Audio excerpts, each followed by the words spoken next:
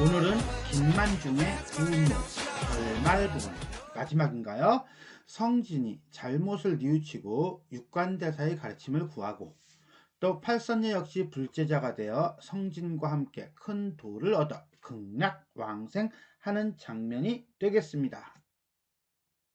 이 작품은 남해에 유배되어 있던 김만중이 홀로 계신 어머니를 위해 지은 몽자륙의 국문소설입니다.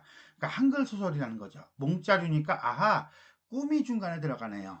이 소설은 인간의 욕망을 다룬 작품으로 볼 수 있는데 주인공 성진이 꿈속에서 온갖 부귀 영화를 누리고 깨어난 후 세속적 욕망의 덧없음을 깨닫고 한마디로 인생무상 뭐 이런 거겠죠, 그죠? 자, 불도에 귀의한다는 내용을 기본 골격으로 삼고 있다.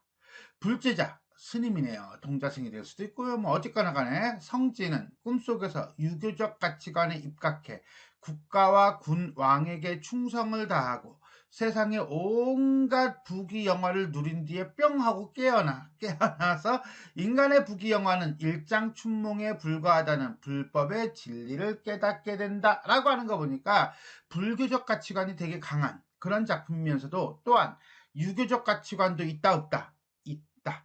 그리고요 도교적 가치관도 있습니다. 다 있어요. 그러니까 자, 급히 세수하고 의관을 정지하며 이제는 꿈에서 깼죠. 깼더니 사형 지금 주무시고 계십니까? 이렇게 되는 거죠.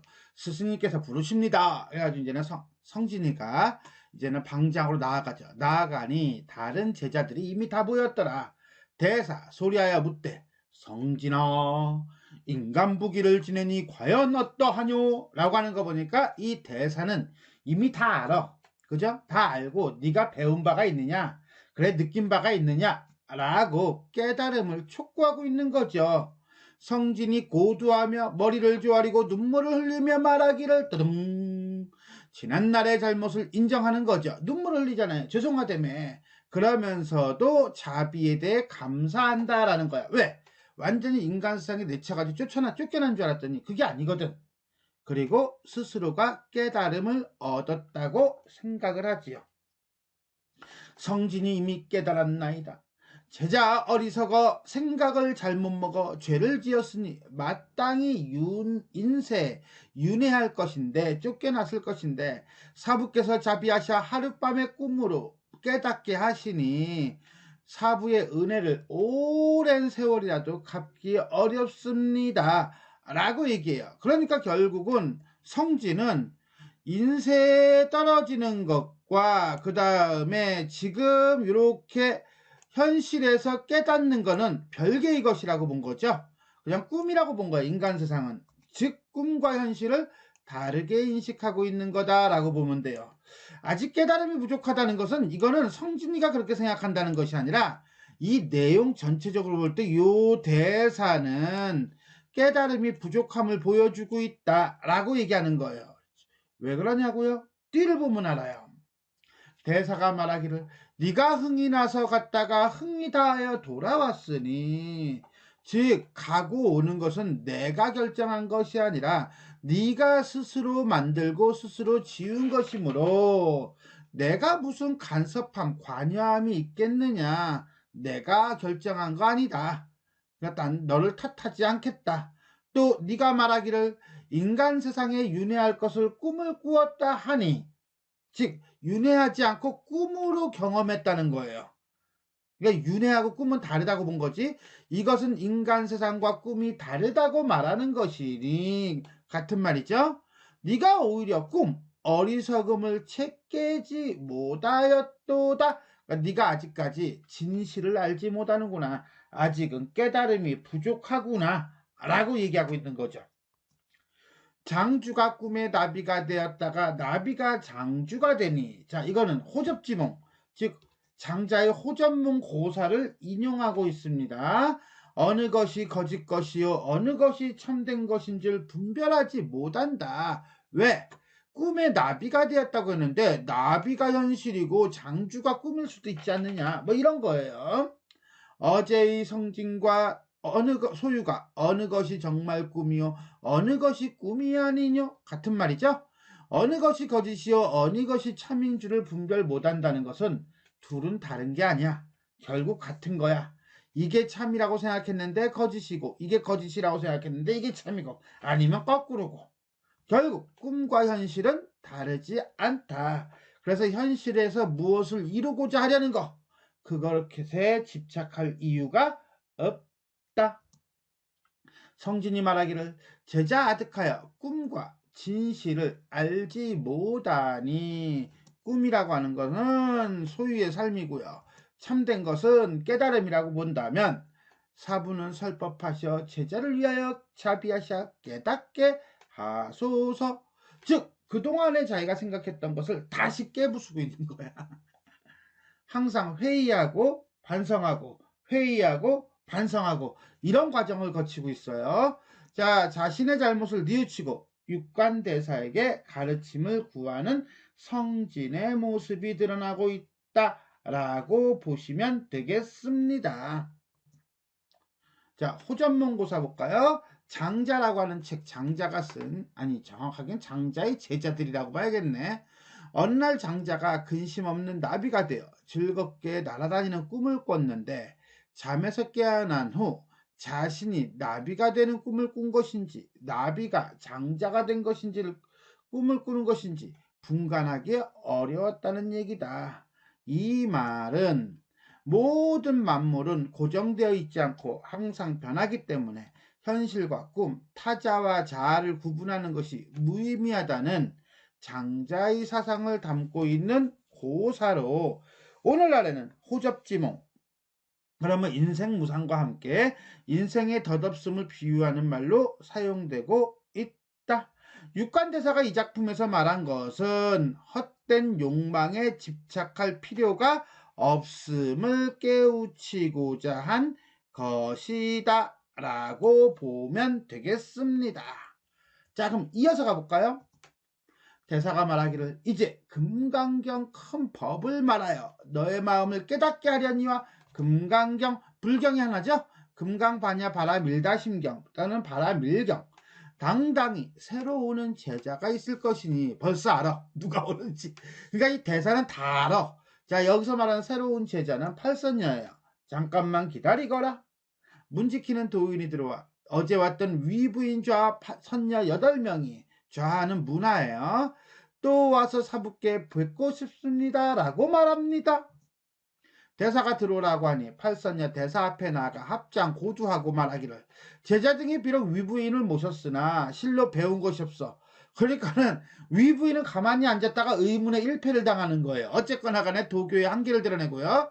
세속 정욕을 잊지 못하더니 대사 자비하심을 얻어 하룻밤 꿈에 크게 깨달았으니 라고 하는 거 보니까 이 팔선녀도 성진과 같은 꿈을 꾸었다라는 걸 알 수가 있겠네요. 제자 등이 이미 위부인께 하직 인사하고 벌써 얘기했어. 자, 불문에 돌아왔으니 사부는 가르침을 바라나이다. 대사가 말하길 여선, 여기서 말하는 여선은 팔선녀를 얘기하겠죠. 뜻이 비록 아름다우나 불법은 깊고 머니 너희들이 함부로 할 게 아니야. 너희들이 배워야지 라고 해서 배울 수 있는 게 아니야. 즉 큰 역량과 큰 발언이 아니면 굳은 결심과 의지가 아니면 이루지 못할 것이야. 그러니까 의지를 보여줘 이런 거죠. 선녀는 모름지기 가만히 스스로 헤아려 생각해봐라. 한마디로 신중하게 선택해라 라고 하는 거지만 결국은 의지를 요구하는 거예요. 그랬더니 팔선녀가 물러나 낫 위에 연지분, 화장이죠. 화장 씻어버리고 그러니까 얼굴을 완전히 민낯으로 내보이는 거예요. 각각 소매로 금전도를 내어 금으로 만든 가위 내지는 금도 금한 가위를 내어 흑은 같은 머리를 깎고 한마디로 해서 얼굴에 화장품 지우고 머리 싹 밀어버렸다는 거는 세속적 가치에서 인연을 끊겠다라고 하는 어떤 다짐을 해야 하는 거예요. 그래서 세속적인 삶을 상징하는 연지분과 머리 깎기 등을 통해 불가에 귀하였음을 드러내고 있다. 제자 등이 이미 얼굴 외모가 변하였으니 사부의 가르침과 명령을 태만치 않겠습니다. 좋은 일이로다 좋은 일이로다 선제라 선제라 너희 8사람이 이렇듯 진실로 좋은 일이로다. 백호빛이 세계에 쏘이고 온 세상에 백호라고 하는 것은 자 하얀 털이란 뜻으로 부처의 두 눈썹 사이에 있는 털럭이래요. 하늘에 하늘꽃이 비같이 내리더라. 전기적인 요소겠죠? 설법함의 장참 아침에 내귀의 진원 짧은 구절을 송하여 말하기를 일체 유의법 여몽환포영 일체 모든 것은 유의법 법도가 있어요. 여몽 뭐뭐와 같아 꿈과 같아 무슨 꿈과 같아 그랬더니 환포영이에요. 자, 포 물거품과 영 그림자와 같고 여르역 여전이라 이슬과 같고 전기 즉 번개와 같다. 순간적이란 얘기죠. 응작여 시관이라 마땅히 이와 같이 보아라. 한마디로 말해서 물거품과 같은 거야. 그림자와 같은 거야. 사라지는 거야. 그 다음에 이슬 번개처럼 순간적인 거야. 쉽게 얘기해서 더덥고 일시적인 거다. 이런 뜻이에요. 인생무상 일장춘몽 이렇게 보시면 되겠네요. 이리 이르니 성진과 여덟 이곡 비구니가 팔선녀겠죠. 일시에 깨달아 불생불멸할 뭐라고 생기지도 않고 죽어 사라지지도 않는 정과 진리를 얻으니 대사 성진이 계율을 잘 지키고 그 다음에 원숙함을 보고 대중들을 모아 말하기를 내 본디 전도함을 위하여 중국에 들어왔더니 이제 정법할 곳 한마디로 바른 교리를 전할 곳 이게 누구겠어요? 성진이겠죠. 나는 돌아가겠노라. 염주와 바리 밥그릇과 그 다음에 병 그 다음에 지팡이와 금강경 한 권을 성진에게 주고 한마디로 후계자로 삼고 서천 인도 지방으로 가더라. 이후에 성진이 연화도량 대중을 거느려 크게 교화를 베푸니 신선과 용신과 사람과 귀신이 모두 한 가지로 함께 투게더 존경하고 숭배함을 육관대사와 같이 하고 여덟 이고 팔선녀로 인하여 성진을 스승으로 섬겨 보살대도 큰 도를 얻어 9사람이 함께 극락세계로 가더라. 사실 이런 대목은요 저기 발단 부분에서 이미 염라대왕이 벌써 얘기하죠. 너는 이미 다 잘되게 돼 있는데 자 수제자로서 다음을 이어받게 돼 있는데 왜 와이 사고를 쳐가지고 인간 세상에 내려가느냐 라고 하는 대목이 있어요. 그것과 딱 맞물린다 라고 보시면 돼요. 결국 성진이 득도하여 극락세계로 가고 팔선녀도 함께 가는 그런 모습을 보여주고 있습니다. 자, 소설은 이렇게 끝나요. 자, 요 결말 부분에서 우리가 한번 확인할 거는 요거겠죠? 일체유의법 여몽환포영 여로역 여전 응작여 시관. 이거는 금강경에 나오는 구절로 모든 존재하는 것들은 일시적이며 순간적이며 소멸하는 것이므로 다 부질없다 라는 뜻이에요. 이게 주제라고 한다면 이 작품은 결국은 유교, 불교, 도교가 다 섞여 있지만 그래도 기본적으로는 불교 사상을 메인 베이스로 삼고 있다라고 보시면 되겠습니다. 존재하는 것은 곧 소멸하는 것이기 때문에 어느 것이 참이고 어느 것인지 구분하는 것은 무의미하다라고 하는 무슨 사상? 그렇지. 불교의 공사상이 잘 드러나 있다. 요거 별표 땡냐 쳐놓고 들어가시면 되겠습니다. 자, 이렇게 해서 우리는 김만중의 구운몽 결말 부분 성진이 자신의 잘못을 뉘우치고 육관대사에게 가르침을 구하는 장면과 팔선녀 역시 불제자가 되어 성진과 함께 큰 도를 얻어 극락왕생하는 장면에 대해 살펴보았습니다. 지금까지 내용이 도움이 되셨다면 좋아요와 구독 버튼 눌러주시고요. 알람 설정 부탁드리겠습니다. 수고하셨습니다.